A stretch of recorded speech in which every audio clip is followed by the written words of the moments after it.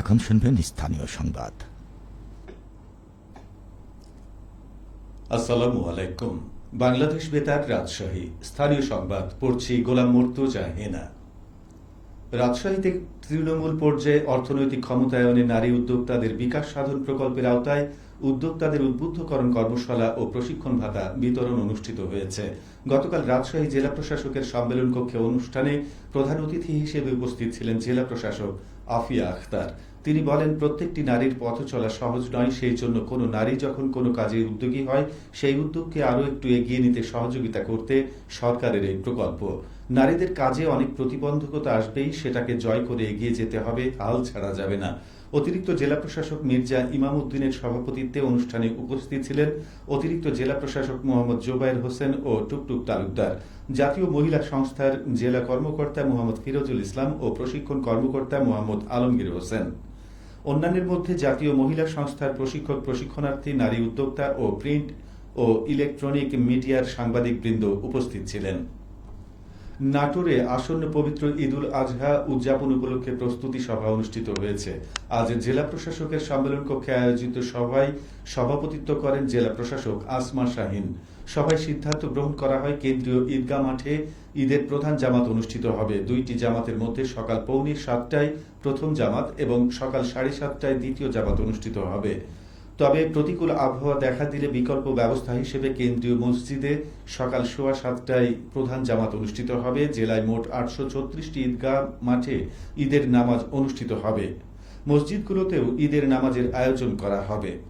ঈদের দিনে জাতীয় পতাকা উত্তোলন, ঈদগাহ ময়দানের প্রস্তুতি ও সাজসজ্জা, শহরের পরিষ্কার পরিচ্ছন্নতা ও সাজসজ্জা, আতশবাজি বন্ধ এবং উচ্চ শব্দে ও যানবাহনে গান বাজনার আয়োজন না করার নির্দেশনা প্রদান সহ আইন শৃঙ্খলা পরিস্থিতি সমুন্নত রাখার বিষয়েও সভায় সিদ্ধান্ত গ্রহণ করা হয়।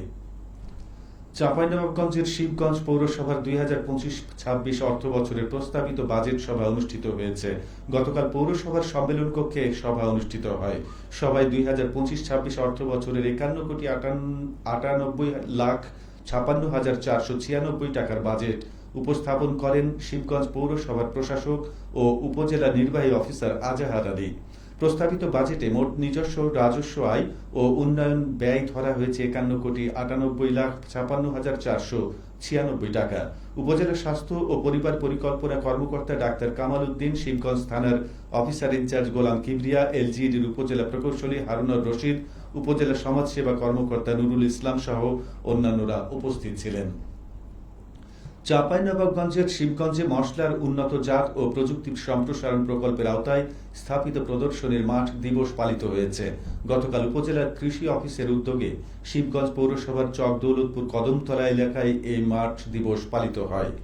চাঁপাইনবাবগঞ্জ কৃষি সম্প্রসারণ অধিদপ্তরের উপপরিচালক ডক্টর ইয়াসিন আলী এতে সভাপতিত্ব করেন। অনুষ্ঠানে বস্তায় আদা চাষ বিষয়ক বিভিন্ন দিক নির্দেশনা দেওয়া হয়। বগুড়ায় মাঠ পর্যায়ে কৃষক সহ উপকারভোগীদের উন্নত কৃষি সেবা প্রদানে ফসল উৎপাদন পরামর্শক হিসেবে খামারি মোবাইল অ্যাপ তৈরি করা হয়েছে, যা জমিতে দাঁড়িয়ে কৃষক তাৎক্ষণিক সেই উপযোগী ফসল, সার সহ অন্যান্য তথ্য জানতে পারবে। এতে মাটির স্বাস্থ্য রক্ষা সহ অধিক ফলনে চাষিরা লাভবান হবে। বাংলায় প্রস্তুত করা অ্যাপটি সম্পর্কে প্রান্তিক চাষিদের মাঝে অবগত করতে কৃষি সম্প্রসারণ অধিদপ্তরের বগুড়া অঞ্চলের কর্মকর্তাদের জন্য খামারি মোবাইল অ্যাপ ও ক্রপ জোনিং সিস্টেম বিষয়ক কর্মশালা অনুষ্ঠিত হয়েছে। গতকাল জেলা বীজ প্রত্যয়ন এজেন্সি সম্মেলন কক্ষে বাংলাদেশ কৃষি গবেষণা কাউন্সিলের উদ্যোগে কৃষি সম্প্রসারণ অধিদপ্তরের বগুড়া অঞ্চলের কর্মকর্তারা অংশগ্রহণ করেন। বাংলাদেশ কৃষি গবেষণা কাউন্সিলের সদস্য পরিচালক ডক্টর মোহাম্মদ মোশাররফ উদ্দিন মোল্লার সভাপতিত্বে অনুষ্ঠিত কর্মশালায় প্রধান অতিথি ছিলেন কৃষি সম্প্রসারণ অধিদপ্তর বগুড়া অঞ্চলের অতিরিক্ত পরিচালক আব্দুল ওয়াদুদ। বিশেষ অতিথি ছিলেন পল্লী উন্নয়ন একাডেমি বগুড়ার পরিচালক দেলোয়ার হোসেন। নওগাঁয় জেলা কৃষি সম্প্রসারণ অধিদপ্তরের আয়োজনে নিরাপদ ও রপ্তানিযোগ্য আম উৎপাদনে চাষিদের নিয়ে দিনব্যাপী প্রশিক্ষণ কর্মশালা অনুষ্ঠিত হয়েছে।